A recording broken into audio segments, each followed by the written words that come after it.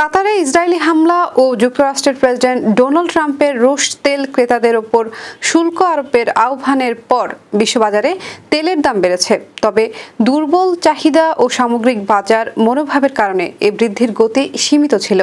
বুধবার ব্রেন্ট ক্রুডের দাম ব্যারেল প্রতি $67 উঠেছে, যা আগের দিনের তুলনায় 61 সেন্ট বা 0.92% বেশি। একই সময় ওয়েস্ট টেক্সাস ইন্টারমিডিয়েট তেলের দাম $63.24 বেড়েছে। বেড়েছে 61 সেন্ট বা 0.97%।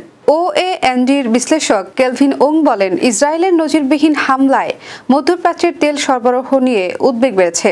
যদি ওপেক প্লাসের তেল স্থাপনাগুলো হামলার শিকার হয়, তবে স্বল্প মেয়াদে সরবরাহ সংকট দেখা দিতে পারে।